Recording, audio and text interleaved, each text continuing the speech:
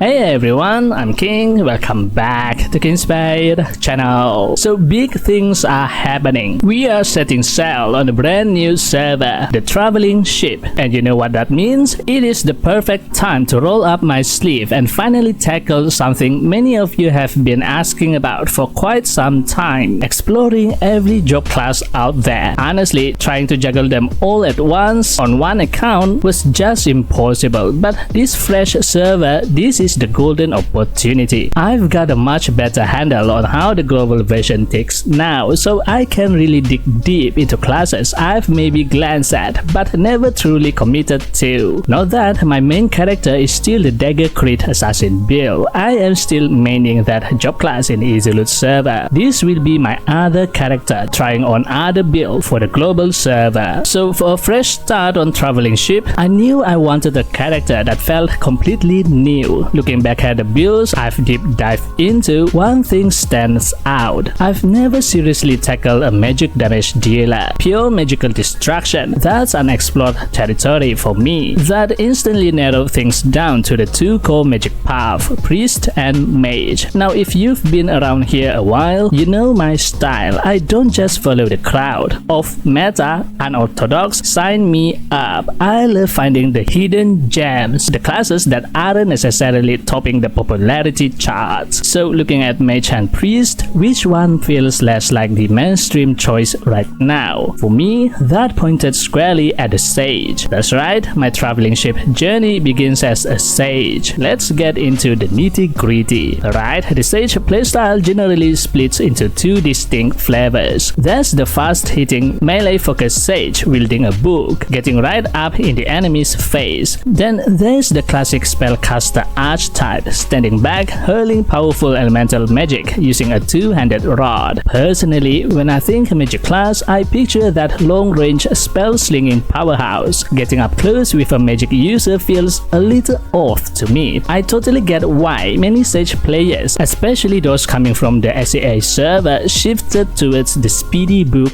build. Here's a bit of history. Sage was incredibly strong in SEA, partly because skills like Firebolt, Lightning Bolt, and Cold Bolt used to have zero fixed channeling time. They were instant, but with a later balance patch, those skills got a fixed 1 second channeling time. Global actually launched with this balanced version, so global players never knew the overpowered original, but for SEA players, that change felt like a big nerf, and many switched to the melee book style to compensate. But for me, my heart set on the classic spellcaster fantasy. I'm going two-handed rod all the way. Now, of course, I couldn't just play it exactly like everyone expects, could I? I love finding unique angles, but honestly, the sage core build feels a bit less flexible than, say, a hunter or assassin. It's more focused. I did have a wild idea though. What if I use the book weapon but still play it as a long-range spellcaster? Why even consider that? Well, the book's advanced passive skill will give a nice magic attack boost. Plus, the shadow equipment set for books offers valuable magic penetration, something magic users desperately need. That penetration stat was seriously tempting. However, there's a massive trade-off. Using the book means missing out on the hash stat, and crucially, the 0.14 second cast time reduction for elemental arrow skills that comes from the two-handed rod's shadow command set. Losing that casting speed boost for a spell casting build, that felt like too big a sacrifice. So in the end, committing to the spellcaster dreams means committing to the two-handed rod. It's unavoidable for the playstyle that I want. Alright, enough setup. Let's talk about how my sage is shaping up just days into the traveling ship server. I switched to sage just 3 days after launch. The best part about a brand new server, everything you need is already available. The exchange center is buzzing with equipment, cards, materials, you name it. It's all there, ready for you to grab with the crystals you earn from selling your loot. So my gear is partially set up already. I'm using the level 25 white set, you know, the one that drops from the golden thief bug instance. I snag a couple of pieces from the instance itself, but most I pick up super cheap from the exchange center. Seriously, selling your loot for crystals makes gearing up early surprisingly smooth. Now let's talk luck. This character seems blessed by the card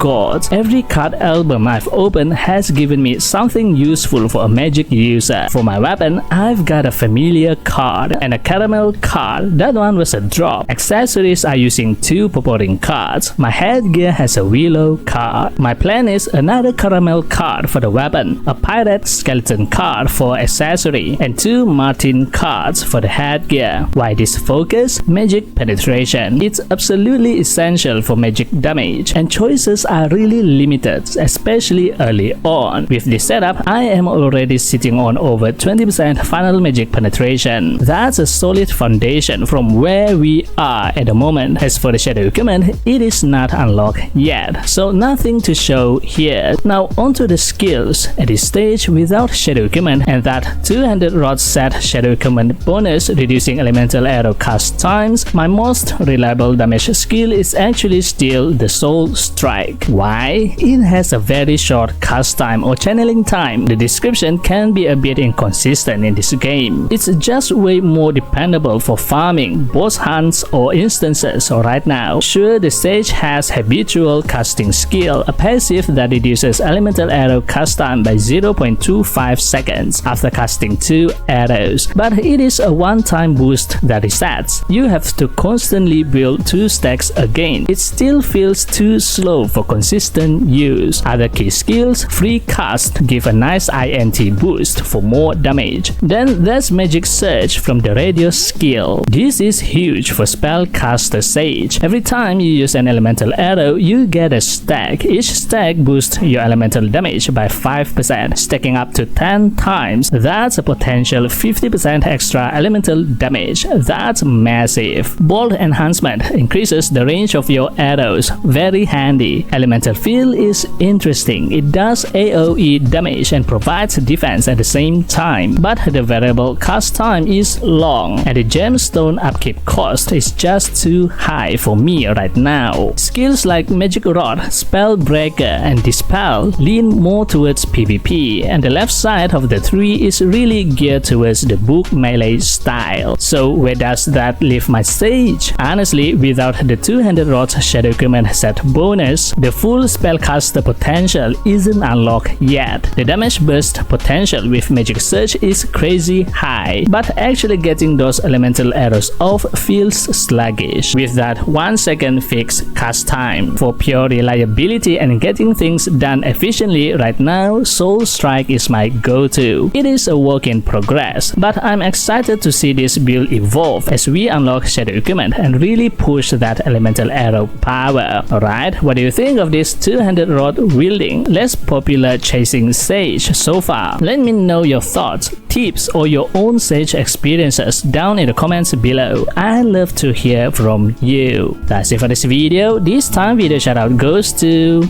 Thank you for always supporting me and this channel. If you like this video, give it a thumbs up and hit the subscribe button. And also don't forget to turn on the notification bell so you will be notified whenever I upload a new video. Thanks for watching and I'll see you in the next video. And as always, happy playing. Bye bye.